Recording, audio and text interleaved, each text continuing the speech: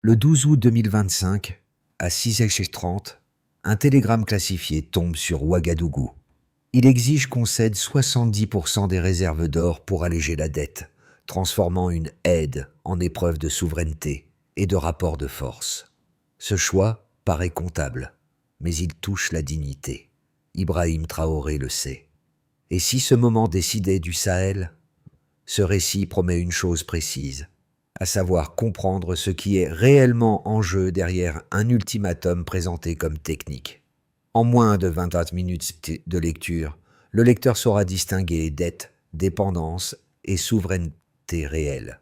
L'enjeu dépasse une négociation financière classique. Il touche à la capacité d'un État à décider seul de l'usage de ses ressources stratégiques, sans contrainte immédiate ni pression différée. Dans le cas du Burkina Faso, l'or n'est pas seulement un actif exportable. Il structure le budget, l'équilibre extérieur et la confiance intérieure. Accepter l'exigence internationale signifie gagner du temps à court terme, mais renforcer une dépendance déjà ancienne. Refuser, au contraire, expose le pays à des répercussions rapides, isolement diplomatique, tensions économiques, réaction des marchés. Ce dilemme place les autorités devant une équation instable, où chaque option comporte un coût visible et un coût caché. L'analyse qui suit ne cherche ni à glorifier, ni à condamner.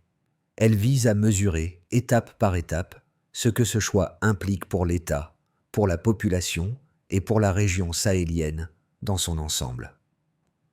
Tout se joue en un chiffre, 70%. C'est la part des réserves d'or nationales que le Burkina Faso est sommé de céder, et ce pour un allègement de dette présenté comme immédiat. Le 12 août 2025, à l'aube, ce télégramme confidentiel arrive sur le bureau d'Ibrahim Traoré. À première lecture, il ressemble à d'autres messages diplomatiques reçus depuis des années. Mais très vite, la portée réelle apparaît. Il ne s'agit pas d'un simple ajustement financier, mais d'un test de soumission économique. Depuis des décennies, le pays vit avec une dette croissante, pendant qu'une partie substantielle de ses ressources minières échappe au contrôle direct de l'État. L'or burkinabé, extrait en grande quantité, alimente surtout des circuits extérieurs, laissant au pays des marges de manœuvre réduites. Dans ce contexte, l'ultimatum agit comme un révélateur. Il met à nu un système où l'aide financière est conditionnée à la perte progressive de souveraineté. Accepter l'échange reviendrait à soulager les comptes publics à court terme, tout en affaiblissant durablement la capacité de décision nationale. Refuser, à l'inverse, signifie affronter des pressions immédiates, mais aussi ouvrir une brèche dans un modèle imposé de longue date. Pour Ibrahim Traoré, l'enjeu dépasse l'économie. L'or n'est pas qu'une ressource souterraine, il symbolise la possibilité pour l'État de financer ses priorités sans tutelle extérieure. C'est pourquoi ce moment, en apparence administratif, devient un point de bascule. Il répond à la question posée plus tôt. Oui, un chiffre peut changer le destin d'un pays lorsqu'il concentre à lui seul dette, pouvoir et dignité nationale. Autour d'Ibrahim Traoré, la décision ne se construit pas seule. Dès les premières heures, un cercle restreint de conseillers est mobilisé, chacun apportant un éclairage différent sur les conséquences possibles. Une économiste du ministère des Finances insiste sur un point précis. L'allègement de dette proposé ne règle aucun problème structurel. Il repousse l'échéance, mais ne modifie ni la dépendance budgétaire, ni la faiblesse du contrôle sur les ressources minières. Pour elle, céder l'or reviendrait à sacrifier un levier durable contre un soulagement provisoire.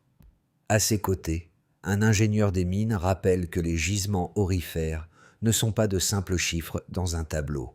Ils représentent des décennies de potentiel d'investissement, capables de financer infrastructures, énergie et services publics si leur exploitation est maîtrisée localement. Abandonner une part aussi massive des réserves compromettrait cette perspective à long terme. Une jeune juriste complète le tableau en soulignant l'existence de clauses contractuelles peu exploitées dans les accords miniers avec des entreprises étrangères. Selon elle, l'État dispose encore de marge légale pour renégocier, voire rééquilibrer certains engagements. Ces échanges produisant un premier effet concret, la décision cesse d'être perçue comme binaire. Elle devient une séquence stratégique, où le timing et la préparation comptent autant que le choix final. Dans les couloirs du pouvoir, l'idée s'impose qu'un refus ne peut être improvisé. Il doit s'accompagner de mesures immédiates pour sécuriser les sites sensibles et éviter toute perte de contrôle. À l'extérieur, les rumeurs circulent rapidement. À Ouagadougou, la population commence à sentir qu'un basculement est possible. Sans connaître les détails, beaucoup perçoivent une tension inhabituelle, mêlée d'attente. En quelques heures, la question n'est plus seulement payer ou refuser, mais que signifie réellement décider par soi-même? Le basculement commence tôt. À 6h45, moins d'un quart d'heure après la réception du télégramme, Ibrahim Traoré valide une première instruction opérationnelle. Sécuriser les points sensibles. Ce n'est pas encore un refus officiel, mais un signal interne clair. Les sites miniers stratégiques, les axes logistiques et certaines infrastructures énergétiques passent sous surveillance renforcée. Des protocoles, préparés depuis des mois mais jamais activés, sortent des tiroirs. L'objectif est simple: éviter toute fuite, toute prise de contrôle externe, toute réaction improvisée. Très vite, la mécanique s'accélère. Des unités sont positionnées dans l'ouest du pays, là où se concentrent plusieurs gisements aurifères. Les équipes civiles prennent le relais sur les aspects administratifs et techniques, afin d'assurer la continuité minimale des opérations. Rien n'est annoncé publiquement, mais chaque acteur comprend que le scénario du compromis s'éloigne. Le passage de la préparation à l'exécution marque un premier point de non-retour. À 7h00, un second ordre tombe. Les communications non sécurisées sont suspendues. Les entreprises étrangères opérant dans le secteur minier perdent l'accès à certaines données sensibles. Dans quelques zones, l'électricité est brièvement interrompue, de manière ciblée, pour empêcher toute extraction ou transfert non autorisé.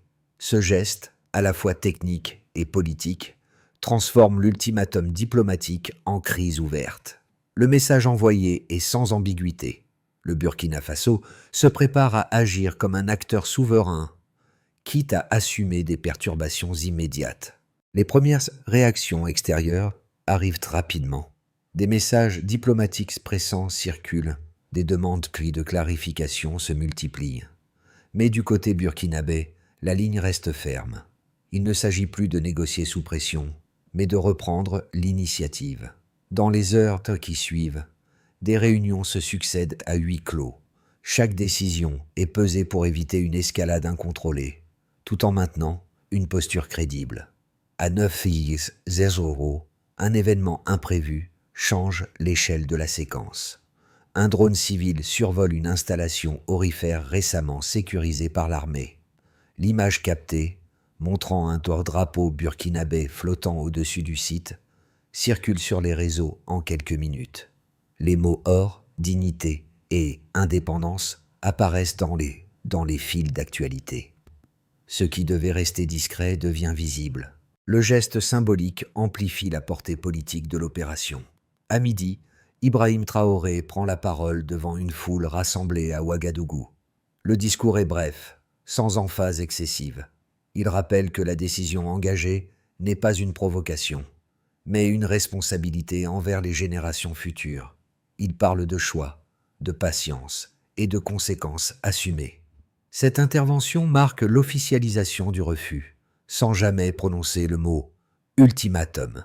La forme est maîtrisée, le fond est clair. Les réactions ne tardent pas. Les marchés observent, hésitent, puis réagissent. Le cours de l'or grimpe de 3,7%, puis dépasse les 5% dans les heures suivantes. Ce mouvement n'est pas une victoire économique en soi, mais un signal. Il montre que la décision burkinabé résonne au-delà de ses frontières et qu'elle modifie les anticipations. La séquence.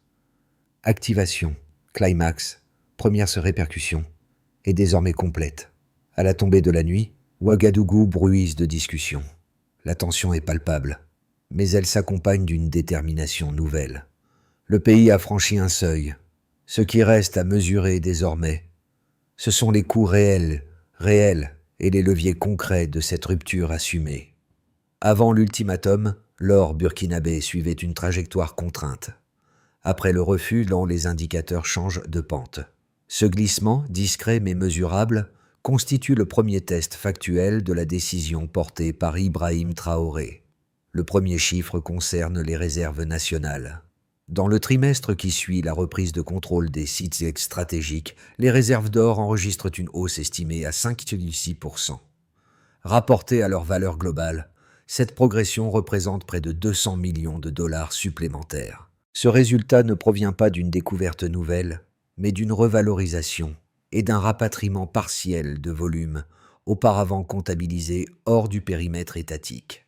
En clair, l'or existait déjà, il devient simplement visible dans les comptes nationaux. Le deuxième indicateur porte sur la production annuelle. Le Burkina Faso extrait environ 85 tonnes d'or par an. Avant la crise, près de 60% de cette production échappait au contrôle direct de l'État, géré par des entreprises étrangères selon des contrats anciens. Après l'intervention militaire et administrative, une estimation prudente indique qu'environ quart de la production totale, soit 34 tonnes, reste désormais sous contrôle burkinabé. Cette réorientation ne signifie pas une rupture totale avec les partenaires extérieurs, mais un changement de centre de gravité. Une part plus importante de la valeur ajoutée est captée localement, ce qui modifie la structure des revenus publics. Le troisième chiffre est le plus sensible, l'impact macroéconomique immédiat. Les projections internes évoquent une contraction du PIB d'environ 3,2% liée aux réactions des créanciers et aux perturbations commerciales initiales. Pris isolément, ce chiffre semble alarmant, mais son interprétation dépend de l'horizon choisi. À court terme, il reflète le coût d'un choc volontaire. À moyen terme, les économistes proches du gouvernement estiment que l'augmentation des recettes minières et fiscales pourrait compenser cette baisse en l'espace de 6 mois, à condition que la transition soit maîtrisée. Ces trois données, réserve, production, PIB, ne racontent pas une victoire nette ni un effondrement. Elles dessinent une zone de tension contrôlée. Elles montrent surtout que la souveraineté revendiquée a un prix chiffrable, mais aussi des leviers tangibles. Contrairement aux discours abstraits, les effets apparaissent dans les tableaux budgétaires, les flux de production et les anticipations des marchés. Pour Ibrahim Traoré, ces chiffres servent désormais de boussole. Ils permettent d'ajuster le discours politique à une réalité mesurée et de répondre à la question restée en suspens depuis le début: le refus était-il seulement symbolique? Les données suggèrent l'inverse. Elles indiquent qu'un espace économique réel s'est ouvert, étroit mais exploitable, entre dépendance subie et autonomie risquée. Le débat qui s'ouvre après la décision ne se résume pas à un affrontement entre partisans et opposants. Il s'organise autour de 3 positions structurées, chacune appuyée sur des précédents et des données concrètes. La première, portée par les analystes les plus prudents, insiste sur le risque d'isolement économique. Selon eux, l'histoire récente fournit des exemples sévères. Des pays ayant défié les créanciers internationaux se sont retrouvés confrontés à des sanctions, à une raréfaction des capitaux et à des crises sociales durables. Le cas du Zimbabwe est souvent cité. Une réforme monétaire conduite sans relais financier suffisant a conduit à une hyperinflation dévastatrice. Dans cette lecture, la souveraineté n'a de valeur que si elle garantit un minimum de stabilité matérielle.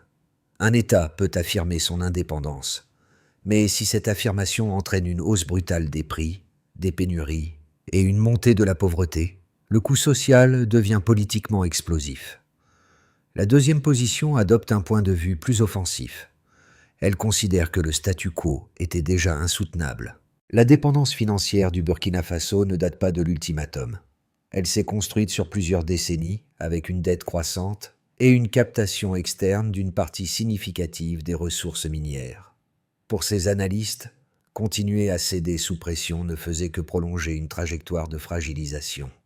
Dans cette optique, le geste porté par Ibrahim Traoré n'est ni impulsif, ni idéologique. Il constitue un test stratégique visant à mesurer jusqu'où un État peut reprendre la main sans s'effondrer. L'exemple du Rwanda est parfois mobilisé.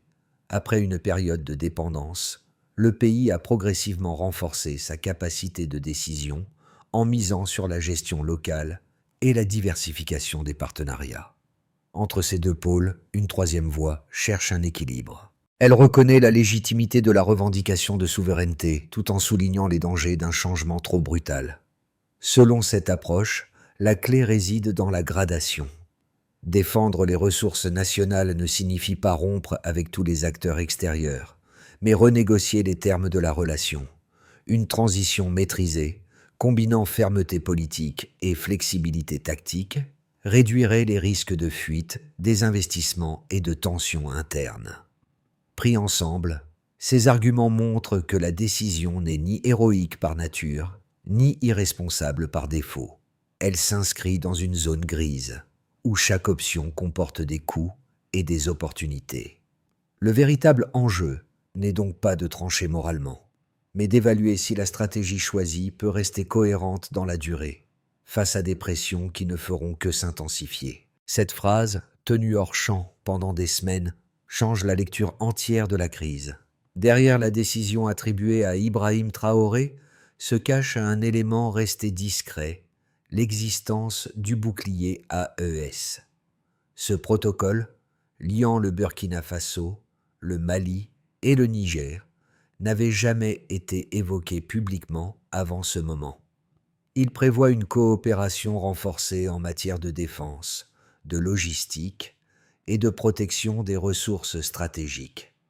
Jusqu'ici, beaucoup analysaient la situation comme l'initiative isolée d'un État enclavé face à des créanciers puissants. La révélation modifie l'équation. Avec ce cadre régional, le refus de l'ultimatum cesse d'être un pari solitaire. Il s'inscrit dans une logique collective, où les risques sont partagés et les capacités mutualisées. Les partenaires s'engagent à soutenir toute tentative de reprise de contrôle sur les ressources minières, réduisant la vulnérabilité immédiate de chaque pays pris séparément. Ce soutien n'est pas spectaculaire, mais il est structurant. Il renforce la crédibilité de la posture burkinabé. Pour la population, cette information agit comme un stabilisateur psychologique. La décision ne repose plus uniquement sur la détermination d'un dirigeant, mais sur une architecture régionale en gestation. Pour Ibrahim Traoré, le bouclier AES transforme un geste défensif en signal géopolitique.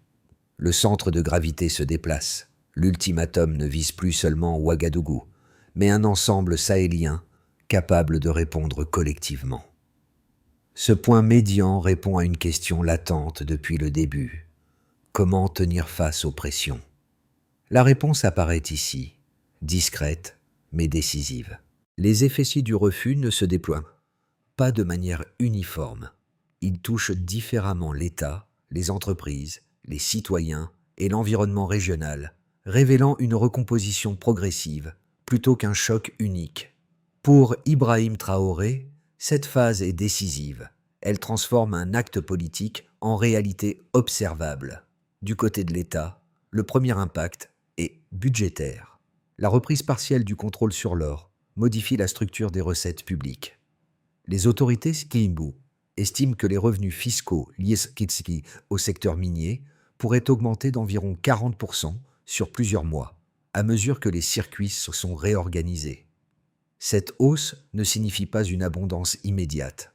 Elle offre surtout une marge de manœuvre nouvelle, permettant de financer des priorités sans recourir systématiquement à l'endettement extérieur. En parallèle, l'État doit absorber des coûts supplémentaires, sécurisation, administration directe et tensions diplomatiques qui compliquent certains financements. Pour les entreprises, l'effet est contrasté.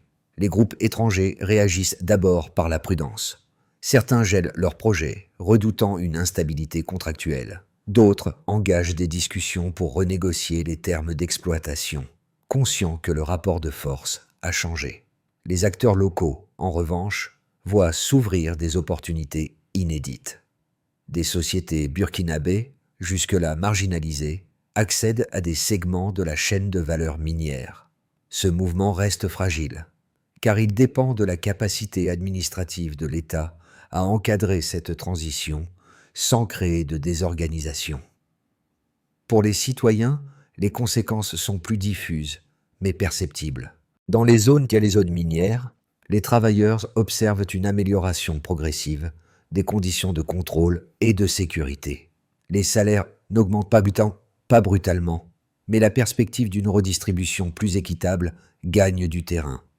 À Ouagadougou et dans les grandes villes, le débat s'installe dans la vie quotidienne. Les prix de certains biens importés subissent des tensions, tandis que le discours sur la souveraineté prend une dimension concrète. L'incertitude demeure, mais elle cohabite avec un sentiment de reprise de dignité collective. À l'échelle régionale, la décision du Burkina Faso agit comme un signal. L'annonce du bouclier AES renforce la cohésion entre le Mali, le Niger et Ouagadougou. Des discussions discrètes s'ouvrent avec d'autres pays africains, intéressés par cette capacité à mutualiser les risques. Sur le plan international, l'Union européenne et les États-Unis réagissent par des mesures de pression, parfois qualifiées de sanctions ciblées. Leur impact reste limité, en partie parce que les autorités burkinabées accélèrent la diversification des partenariats, notamment vers l'Asie. Ces conséquences ne constituent ni un triomphe, ni un effondrement. Elles dessinent un paysage plus complexe, où chaque acteur ajuste sa position. Pour Ibrahim Traoré, l'enjeu n'est plus de justifier le refus, mais de gérer ses effets différenciés. La question centrale devient alors: cette recomposition peut-elle se stabiliser sans perdre l'adhésion interne et régionale acquise au prix de l'incertitude? À partir des mêmes données de départ, 3 trajectoires plausibles se dessinent pour les mois à venir. Aucune n'est certaine. Toutes dépendent de la manière dont les choix actuels seront tenus dans la durée. La première trajectoire est prudente. Elle repose sur une consolidation progressive, sans rupture spectaculaire. Le Burkina Faso stabilise l'exploitation des sites repris, sécurise les exportations d'or et maintient des canaux commerciaux fonctionnels grâce à des négociations discrètes avec des partenaires non occidentaux. La croissance reste modeste, autour de 1,5 à 2%, mais elle évite l'effondrement. Les finances publiques demeurent sous tension. Toutefois, les services essentiels sont préservés. Cette voie n'offre ni gain rapide ni symbole fort supplémentaire, mais elle ancre la décision initiale dans une continuité maîtrisée, limitant les chocs sociaux. La deuxième trajectoire est plus favorable.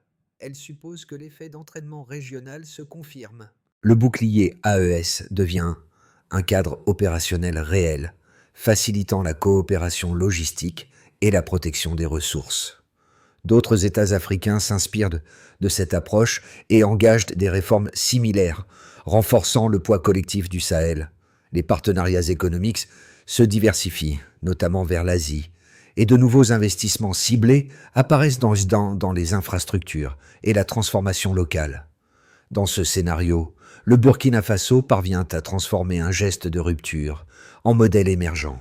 La croissance s'accélère progressivement et la souveraineté économique cesse d'être défensive pour devenir proactive. La troisième trajectoire est la plus tendue. Elle se matérialise si les pressions internationales s'intensifient. Des sanctions financières plus strictes compliquent l'accès aux circuits bancaires, renchérissent les importations et alimentent l'inflation. Certains alliés régionaux hésitent, ralentissant la dynamique collective. Le pouvoir d'achat des ménages se dégrade, provoquant des tensions sociales localisées. Malgré cela, l'État évite l'effondrement grâce aux ressources minières sous contrôle et à une discipline politique renforcée. Le symbole de souveraineté demeure, mais son coût devient plus lourd pour la population et les entreprises.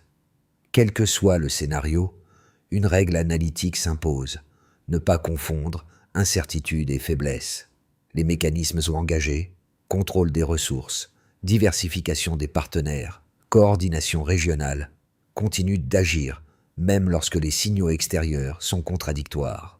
La vraie question n'est donc pas de savoir si le risque existe, mais comment il est géré. Au-delà des indicateurs macroéconomiques, la décision commence à se traduire dans la vie quotidienne, de manière inégale mais tangible. Dans les quartiers populaires d'Ouagadougou, les conversations évoluent. On parle moins d'aide extérieure hypothétique et davantage de ce que le pays peut produire et décider par lui-même. Ce glissement ne supprime pas les inquiétudes, mais il modifie le cadre mental. L'avenir n'est plus seulement attendu, il est discuté. Chez les jeunes, l'effet est ambivalent.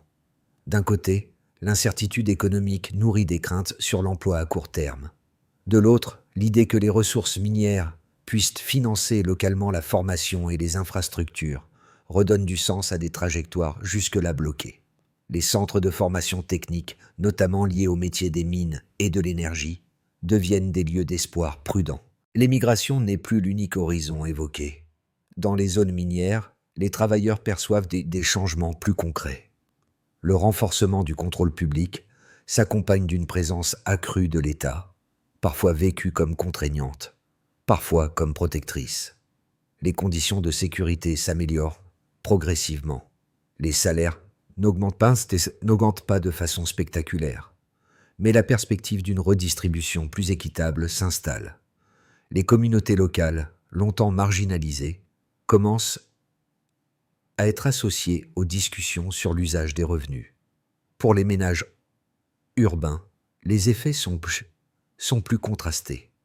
Certains produits importés deviennent plus chers, alimentant une vigilance sur le pouvoir d'achat. En parallèle, les discours officiels sur la souveraineté cessent d'être abstraits lorsqu'ils se traduisent par des chantiers visibles, routes, écoles, centres de santé, financés par les recettes minières réorientées. Ces signes restent limités, mais ils comptent symboliquement. Ainsi, le choix initial ne transforme pas immédiatement la société. Il ouvre plutôt une période de transition, faite d'ajustements et de tensions. La question centrale pour les citoyens devient alors simple. Cette promesse de maîtrise collective saura-t-elle se traduire dans le temps par des améliorations durables du quotidien? Pour que la souveraineté affirmée ne reste pas un symbole, une feuille de route opérationnelle s'impose.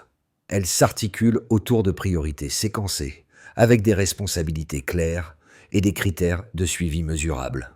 Ibrahim Traoré insiste sur un principe directeur: agir vite, mais vérifier chaque étape. La première priorité concerne la sécurisation durable des ressources. Des unités mixtes, militaires et civiles, sont déployées autour des sites miniers et des infrastructures critiques. L'objectif n'est pas la militarisation permanente, mais la prévention des interférences et des fuites. Le point de contrôle est simple. Aucune interruption non planifiée de production, aucun transfert hors cadre légal. À court terme, ce socle vise à stabiliser les flux et à rassurer les acteurs locaux. La deuxième priorité porte sur la révision des contrats miniers. Un comité d'experts indépendants s'est chargé d'examiner les accords existants en privilégiant l'équité, la transparence et la captation locale de valeur. Il ne s'agit pas d'annuler indistinctement, mais de renégocier sur la base de clauses déjà prévues et souvent sous-utilisées. Le critère d'évaluation est la part de valeur ajoutée retenue sur le territoire, ainsi que l'amélioration des conditions de travail et de sécurité. La troisième priorité vise l'investissement productif. Les recettes supplémentaires attendues doivent être fléchées vers des infrastructures à rendement social élevé, routes d'accès, énergie, écoles techniques, centres de santé dans les zones minières. Le calendrier est volontairement étagé pour éviter les effets d'annonce. Les indicateurs suivis portent sur l'avancement physique des projets et leur usage réel par les populations. Enfin, une priorité transversale concerne la coordination régionale. Le cadre du bouclier AES sert de plateforme pour mutualiser informations, logistique et protection, réduisant les coûts individuels. Le test sera la capacité à maintenir cette coordination au-delà de la crise initiale. Cette feuille de route répond à la question ouverte plus tôt. Comment transformer un geste de rupture en trajectoire viable? La réponse tient moins dans l'intention que dans l'exécution, mesurée et ajustée en continu. La scène revient à Ouagadougou, là où tout a commencé. Parmi la foule rassemblée, les visages des conseillers, des travailleurs et des jeunes se confondent dans un même mouvement. L'économiste évoqué plus tôt observe les écrans de chiffres avec prudence. L'ingénieur des mines pense déjà aux chantiers à venir. La juriste relit des clauses longtemps ignorées. Ce sont les mêmes personnages, mais le contexte a changé. Ce qui n'était qu'une hypothèse est devenu un chemin engagé. Au centre, Ibrahim Traoré ne regarde plus seulement une crise à gérer, mais une responsabilité à partager. La souveraineté n'apparaît plus comme un slogan, mais comme une construction fragile, faite de décisions quotidiennes, de compromis maîtrisés et de vigilance collective. Le drapeau qui flotte sur les sites sécurisés n'est pas un aboutissement. Il est un rappel constant que chaque pas peut renforcer ou affaiblir ce qui a été amorcé. Dans les rues, la fierté se mêle encore à l'inquiétude. Les attentes sont fortes, parfois contradictoires. Pourtant, une phrase circule, reprise dans les discussions et les médias. Ce qui a été commencé n'appartient plus à un homme, mais à un peuple. Elle résume l'essentiel. Le choix initial a ouvert une porte, sans garantir ce qui se trouve derrière. Reste alors une question concrète. Au niveau de chacun, la dignité ne se proclame pas, elle se vérifie. Et c'est désormais dans la durée que le sens de cette décision sera jugé. Ce parcours ne se conclut pas par une certitude, mais par une invitation. L'histoire engagée par le Burkina Faso ne propose ni recette universelle, ni morale simpliste. Elle pose plutôt une question de fond, qui dépasse un pays et un moment précis. Lorsque les ressources deviennent un levier politique, lorsque la dette se transforme en outil de pression, jusqu'où une nation peut-elle aller pour reprendre la main sans se perdre elle-même? Le choix incarné par Ibrahim Traoré ouvre un espace de réflexion collectif. Il interroge la place de la souveraineté dans un monde interdépendant, le prix acceptable de l'autonomie et le rôle des alliances régionales face aux rapports de force globaux. Pour certains, cette voie semblera trop risquée. Pour d'autres, elle apparaîtra comme une nécessité tardive. Entre ces deux lectures, il existe un champ de discussion encore largement ouvert. Ce débat ne concerne pas seulement les dirigeants ou les experts. Il touche les citoyens, les entreprises, les partenaires régionaux, tous confrontés à la même tension entre sécurité immédiate et maîtrise de long terme. Observer le Burkina Faso aujourd'hui, c'est peut-être anticiper les dilemmes que d'autres pays rencontreront demain. La question reste donc entière et mérite d'être posée calmement dans un contexte mondial instable.